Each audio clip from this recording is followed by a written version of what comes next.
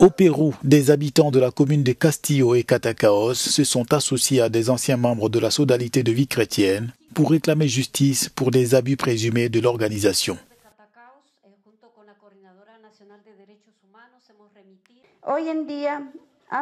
Aujourd'hui, 14 ans se sont écoulés et il n'y a toujours pas de justice pour mon mari Guadalupe.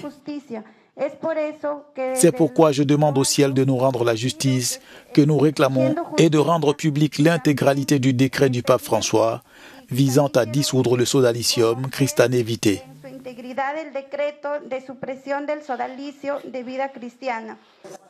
La requête de ces groupes avait déjà été portée par le pape Léon XIV devant le pape François.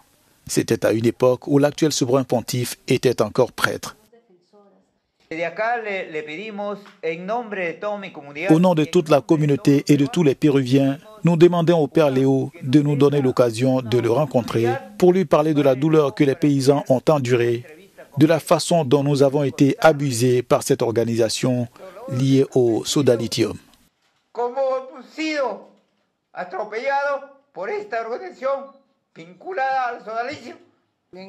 Fondée en 1971, la Société de vie apostolique masculine de droit pontifical a été dissoute en 2025. Certains de ses membres sont accusés d'être des prédateurs sexuels. Je pense que c'est important parce que cette histoire a deux papes comme protagonistes. Tout d'abord le pape François, qui à l'époque a envoyé un message aux membres de la communauté Catacaos pour leur dire de défendre leurs terres. Et dans cette décision de dissoudre le sodalitium, il a également accompagné les victimes. Aujourd'hui, Robert Prévost, qui s'est avéré être le pape Léon XIV, a la possibilité de clore ce processus et de les rencontrer.